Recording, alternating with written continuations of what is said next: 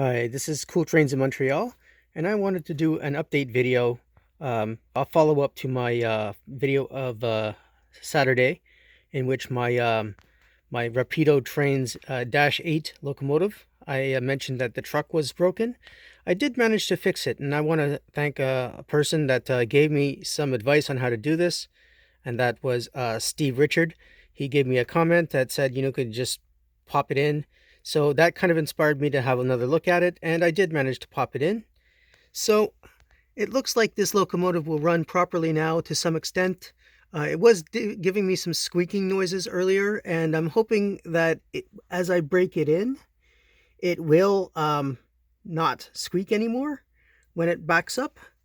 But we'll see. I'll show you exactly how it runs. So this is a DC version. It costs like 170 bucks.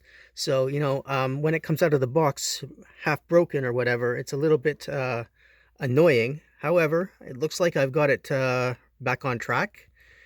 And this is the one of the sides here. It's different on both sides because the detailing on one side, here it has the larger grills on the one side, so you see the stripe is kind of truncated on the end, and on the other side it's full striping. So what I'll do is I'll run it on this side and then I'll flip it over so you get a chance to see both sides of the locomotive. So let's see how this runs. So I'm using here, it's a Tech 2, and what was it now? Oh yeah, okay, so 2400. And what I was reading on the website is that if you use a Tech 2 or whatever, some kind of a MRC 1300 series transformer, they were saying that that was allowing spikes in the electricity and it was destroying locomotives. So just be aware of that, a very cheap transformer will not work with these locomotives. It will burn them out. And this is straight from the Rapido Trains website.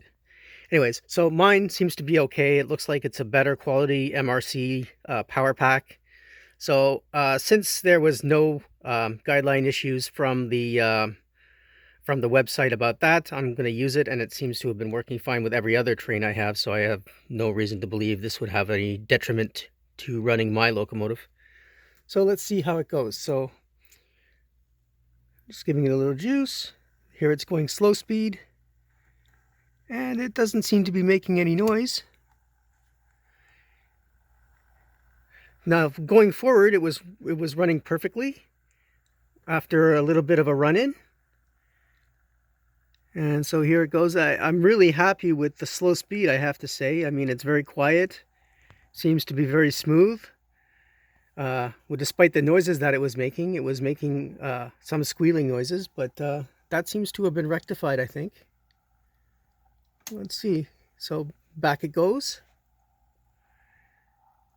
Seems very smooth. Now this track hasn't been cleaned in a while, so not that it's been used a whole lot, but because it's been summer and I've been out filming trains and doing other things, so I haven't exactly been running things up and down here a lot. So, but I mean, considering that I haven't done much attention to this, haven't paid much attention to this little test track, it's really running pretty well.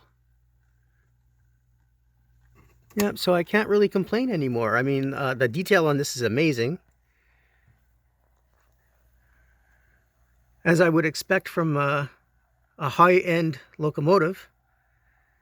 And Rapido Trains does do some really great work. I mean, they have probably the best detail on N-scale locomotives and any scale locomotives, actually. And I love that they do Canadian prototypes. So, I mean, this is just a win-win. And I was hoping from the get-go to say great things about this company because it's a Canadian company making Canadian prototypes that I would have thought 10 years ago would never be made in N-scale. I would have thought they would just forever be made by really expensive brass limited runs that were costing hundreds of dollars. So, I mean, when I say 170 bones for this, it's expensive, yes, but I mean, I'm getting a prototype that is very specialized, I think. So I think it's kind of fair, even though, of course, I want it as cheap as possible. So my one maybe complaint, or not really a complaint, to Rapido Trains is in their packaging. You have this really nice box. Yeah, that's great, but it's like a little cardboard insert.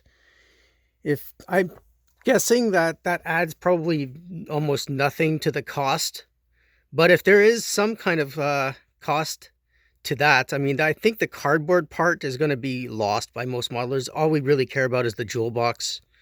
And if you could put that graphic on like Kato does or all the other manufacturers and just put a nice little graphic, you know, in a box liner that's not going to be just tossed away, that's great. Maybe that it won't cost that much, but I don't know. That's just my little opinion, that these little box liners, these cardboard box liners, are not really necessary. Okay, so what I'll do is I'll flip it around and see if I can get the locomotive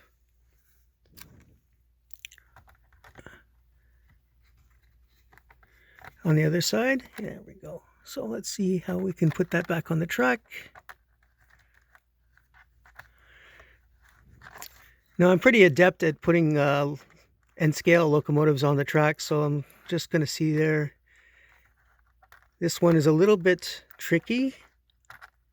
Here we go. Okay, so that should be on the track now. Let's see. Yeah, so we got, this is the other side.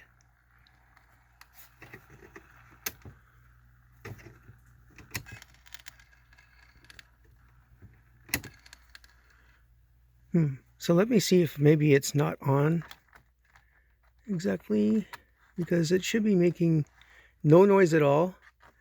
It was making no noise at all before. So let's see how this works. Yeah, so this looks like it's going to be okay. So before it was making some squealing noises, doesn't seem to be doing that now. So maybe running it in was really what it needed.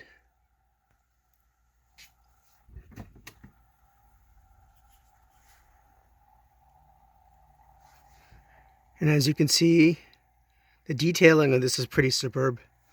And this is the other side where you don't have that big grill.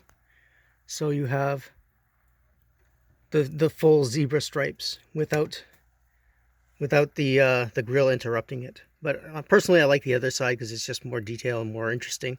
But yeah, this is a really great looking locomotive for sure. I'm happy with that. The detail is great. And now that I've got it running, I can't say enough about it, really. Yeah, so I just want to thank you for watching this video. And I'd also like to thank everybody who's subscribed to the channel. I've got over 500 people now, so this is always good in terms of YouTube viewership. Thanks a lot for subscribing. If you haven't subscribed already and are interested in watching some videos of model trains and of real trains, please subscribe to my channel. And have a good day.